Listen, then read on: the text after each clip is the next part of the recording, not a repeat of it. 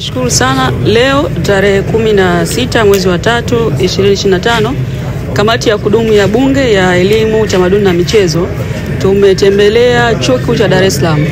Lengo la kutembelea hapa ni kuona utekelezaji wa bajeti ya serikali ambayo tulipitisha bungeni kwa mwaka wa fedha 2024-2025. Na kama mnavyofahamu, tunakwenda kwenye kupitisha bajeti nyingine. Kufika mwezi wa 6 tutapitisha bajeti nyingine. Sasa kabla hatujapitisha bajeti mpya, ni lazima tuone maendeleo ya utekelezaji wa bajeti ambayo tulipitisha na inaendelea. Sasa kwa hapa Chuo Kikuu cha Dar es Salaam tumetembelea mradi wa upanuzi wa hostel za wanafunzi, zile hostel maarufu zinaitwa Magufuli. Tumeona pale serikali takriban bilioni 3.8 na zimepanua kwa uwezo ambao utaweza kubeba wanafunzi zaidi ya 500.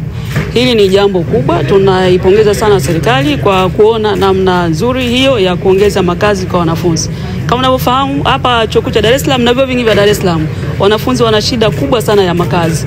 Maeneo mengi tunakuta wamepanga mitaani. Sasa serikali ikiwa inawiwa kujenga hostel kwa ajili ya wanafunzi kwenye vyuo, tunaipongeza. Ni jambo kubwa kwa kweli, hasa tunavyoona mazingira yanavyobadilika ya utandawazi, ya maadili na kadhalika huko mtaani. Lakini tumetembelea pia mradi wa center, eneo la wanafunzi au student center. Student center hii kwa kweli ni jambo ambalo ni la tofauti. Inawezekana Chuo Kikuu cha Dar es Salaam kwa ukongwe wake unajaribu kujiweka kwenye nafasi ya kuongoza vyuo vingine kwa kuwa na vitu vya tofauti na vitu vizuri. Tunawapongeza sana waliokuja na wazo hili, lakini tunampongeza sana Dr. Samia Suluhu Hassan, Rais wa Jamhuri ya Muungano wa Tanzania, kwa kuridhia na kuongeza fedha. Hili tumeelezwa kwamba walianza kuchangia alumnus wale waliohitimu Chuo Kikuu cha Dar es Salaam. Nimeambiwa kina Rais Museveni na wengine ambao walipita Chuo Kikuu cha Dar es Salaam.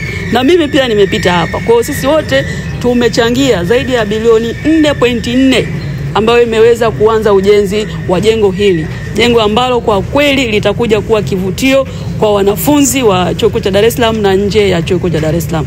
Lakini serikali imeshatenga na kuleta fedha hapa zaidi ya bilioni 9. Kwa hiyo kuna zaidi ya bilioni 12 zinaendeleza jengo hili, inaendeleza mradi huu, na mwisho wa siku tumeambiwa mwezi wa 6 mwakani jengo litakuwa limekamilika na litaanza kutumika. Haya yote ni matunda ya Dr. Samia Suluhu Hassan, utayari wake, utashi wake wa kuendeleza kuleta shughuli za maendeleo hasa katika elimu ya juu. Tunaona upanuzi mkubwa wa Chuo Kikuu cha Dar es Salaam.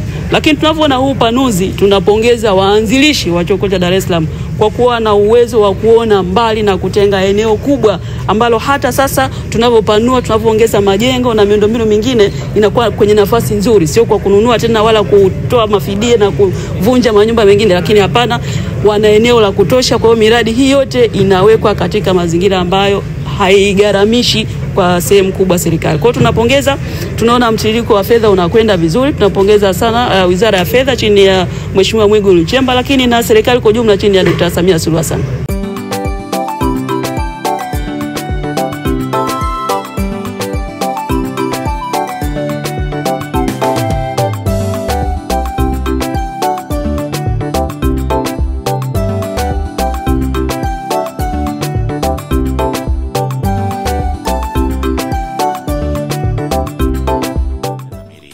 Tunaboresha elimu yetu.